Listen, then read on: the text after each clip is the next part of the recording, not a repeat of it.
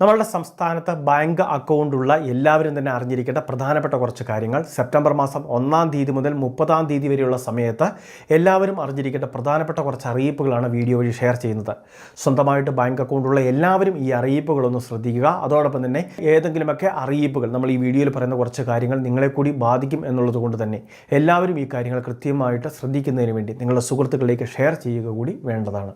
അപ്പോൾ ഏറ്റവും ആദ്യത്തെ പ്രധാന അറിയിപ്പ്, നമ്മളുടെ ബാങ്ക് അക്കൗണ്ട് കൃത്യമായിട്ട് നമ്മൾ ട്രാൻസാക്ഷനൊക്കെ നടത്തി ഉപയോഗിച്ചുകൊണ്ടിരിക്കുകയാണ്.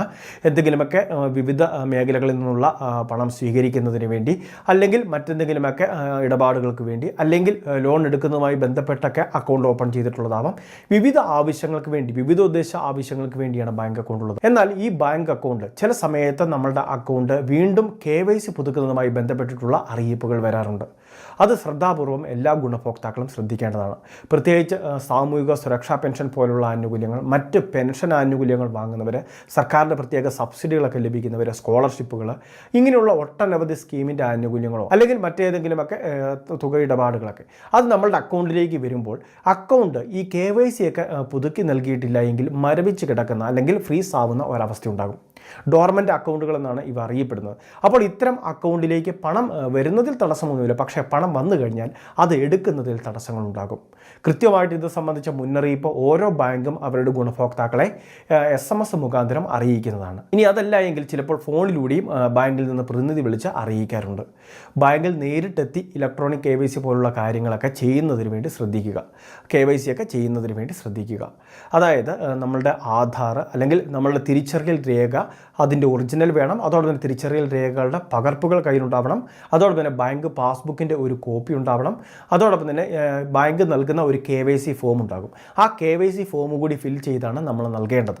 അപ്പോൾ ഈ രീതിയിൽ നമ്മൾ കൃത്യമായിട്ട് നൽകി കഴിയുമ്പോൾ നമ്മളുടെ അക്കൗണ്ട് ഒന്ന് ആക്റ്റീവാക്കി നൽകുകയാണ്. വീണ്ടും മരവിച്ച് കിടക്കുന്ന അക്കൗണ്ട് ആക്റ്റീവാക്കി നൽകും. പിന്നീട് പണം അയക്കുന്നതിനും അതോടൊപ്പം തന്നെ പണം സ്വീകരിക്കുന്നതിനും തടസ്സങ്ങളൊന്നുമില്ല. ഇനി അത് മാത്രമല്ല, ഈ രീതിയിൽ ചിലർക്ക് മെസ്സേജുകൾ അവരുടെ വാട്സപ്പിലേക്ക് എത്തിച്ചേരാറുണ്ട്. ഈ ലിങ്കിൽ ക്ലിക്ക് ചെയ്താൽ മതി, വളരെ വേഗത്തിൽ തന്നെ ഈ KYC പൂർത്തിയാക്കാൻ സാധിക്കും. അല്ലെങ്കിൽ KYCയുമായി ബന്ധപ്പെട്ട ഒരു ആപ്ലിക്കേഷൻ്റെ ഫയലാണ്. ഇത് ഡൗൺലോഡ് ചെയ്ത ശേഷം നിങ്ങളുടെ വ്യക്തിഗത വിവരങ്ങൾ നൽകി KYC പൂർത്തിയാക്കുക, അല്ലെങ്കിൽ നമ്മളുടെ അക്കൗണ്ട് മരവിക്കും എന്നൊക്കെ തരത്തിൽ അറിയിപ്പുകൾ വരാറുണ്ട്. അത് തട്ടിപ്പാണ് എന്നൊരു കാര്യം കൂടി കൃത്യമായിട്ട് തിരിച്ചറിയുക. ഒരു കാരണവശാലും ബാങ്കിൻ്റെ ഭാഗത്ത് നിന്ന് ഇത്തരത്തിൽ ആപ്ലിക്കേഷൻ്റെ ഫയലുകൾ നമുക്ക് അയച്ചു തരാറില്ല.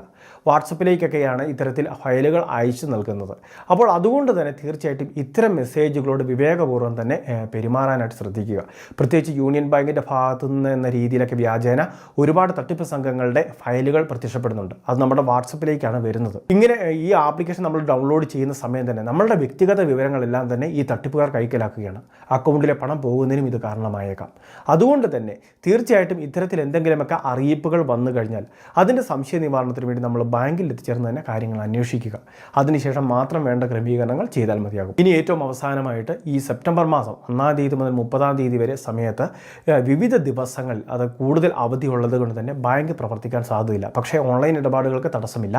എങ്കിൽ പോലും ബാങ്കിൽ എത്തിച്ചേരേണ്ട വിവിധ കാര്യങ്ങളുണ്ടെങ്കിൽ അതെല്ലാം തന്നെ കൃത്യമായിട്ട് കലണ്ടറിലൊന്ന് പരിശോധിക്കുക. അതിനുശേഷം നേരിട്ടെത്തി അതിനു മുൻപ് ഇതിന് വേണ്ട ക്രമീകരണങ്ങൾ നമ്മുടെ ഭാഗത്തുനിന്ന് ചെയ്യുന്നതിന് വേണ്ടി എല്ലാവരും ശ്രദ്ധിക്കേണ്ടതാണ്.